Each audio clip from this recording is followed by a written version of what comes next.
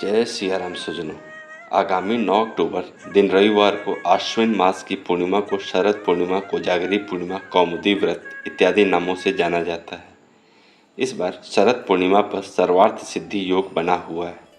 इस योग में किए गए सभी कार्य सफल सिद्ध होते हैं।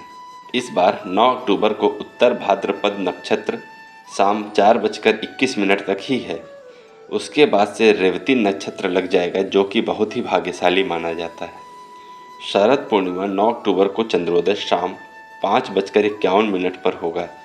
इस रात चंद्रमा अपने सभी 16 कलाओं से युक्त होता है। ऐसी मान्यता है कि इस दिन चंद्रमा की किरणों से अमृत की बरसात होती है। शरद पूर्णिमा की रात चंद्रमा की किरणों में औषधीय गुण होता है। इसी वजह से शरद पूर्णिमा की रात गाय के दूध से बना खीर मिट्टी, चांदी या कांच के बर्तन में चांद की रोशनी में छलनी से ढककर रखा जाता है। रात भर चंद्रमा की रोशनी में रहने से खीर में औषधीय गुण आ जाते हैं, जिसके सेवन से व्यक्ति निरोगी रहता है। खीर में मौजूद सभी सामग्री जैसे दूध, चीनी और चावल के कारक भी चंद्रमा ही हैं, अतः इनमें चंद्रमा का प्रभाव सर्वाधिक रहता है। प्राकृतिक चिकित्सालयों में तो इस खीर का सेवन कुछ औषधियाँ मिलाकर दमा के रोगियों को भी कराया जाता है। यह खीर पित्त शामक, शीतल तथा सात्विक होने के साथ वर्ष भर प्रसन्नता और आरोग्यता में सहायक सिद्ध होता है। शरद पूर्णिमा की रात चाँद की रोशनी में थोड़ी मिश्री भी रखी जाती है, जिसका सेवन वर्ष भर किया जाता है, जो व्यक्ति को निरोगी रहने में काफ़ी मददगार होता है। ऐसी मान्यता है कि शरद पूर्णिमा की रात माता लक्ष्मी धरती पर भ्रमण करती हैं, इसीलिए आज के दिन घर को साफ सुथरा रखकर माँ लक्ष्मी की आराधना करनी चाहिए।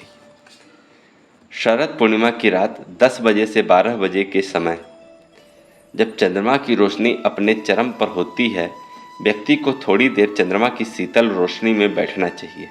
शास्त्रों के अनुसार लंकापति रावण शरद पूर्णिमा की रात किरणों को दर्पण के माध्यम से अपनी नाभि पर ग्रहण करता था। मान्यता है कि इससे उसे पुनर्यौवन शक्ति प्राप्त होती थी। शरद पूर्णिमा की रात्रि में चंद्रमा की तरफ एक टक निहारने या सुई में धागा पिरोने से नेत्र ज्योति बढ़ती है।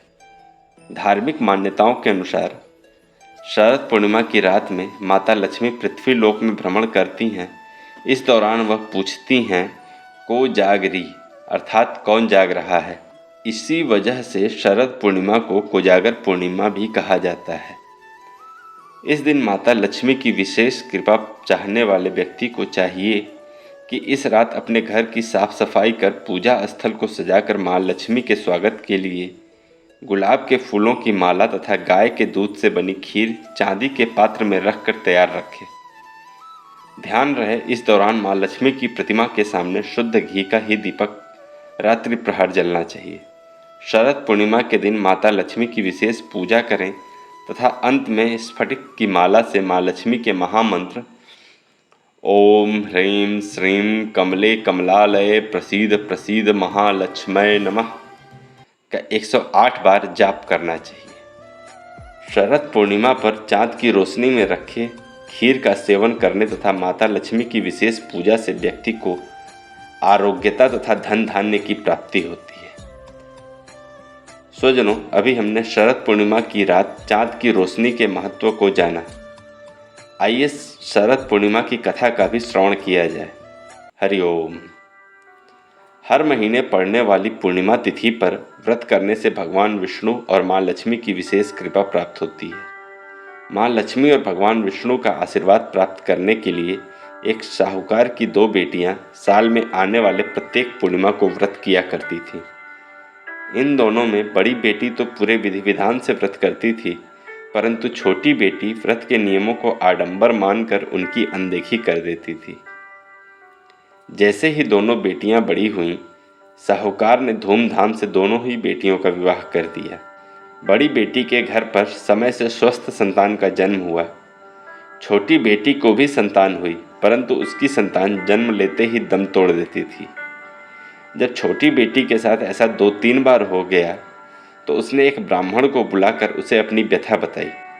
ब्राह्मण ने पूरी बात सुनकर कुछ प्रश्न पूछे और फिर बतलाया कि तुम पूर्णिमा का अधूरा व्रत करती हो, इसीलिए तुम्हें व्रत का पूरा फल नहीं मिल रहा है तथा अधूरे व्रत का दोष भी लग रहा है। ब्राह्मण की बात सुनकर छोटी बेटी ने शरद पूर्णिमा का व्रत पूरे विधि विधान से करने का संकल्प लिया। लेकिन पूर्णिमा आने से पहले ही उसने एक बेटे को जन्म दिया। जन्म लेते ही बेटे की मृत्यु हो गई।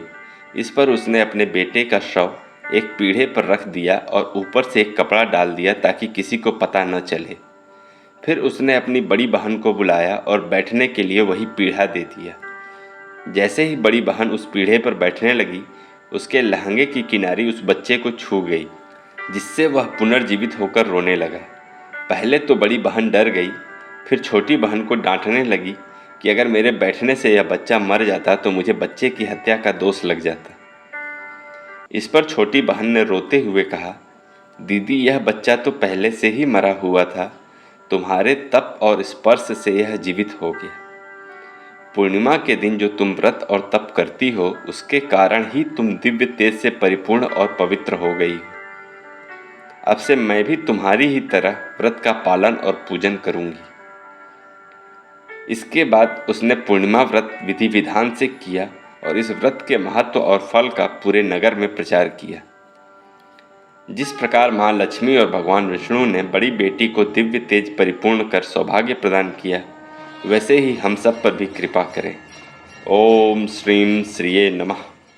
स्वजनों, इस कथा को अधिक से अधिक व्यक्तियों को शेयर कीजिए तथा इस शरद पूर्णिमा गाय के दूध से बनी खीर चंद्रमा की रोशनी में रखकर माँ लक्ष्मी जी की पूजा अर्चना भी करें।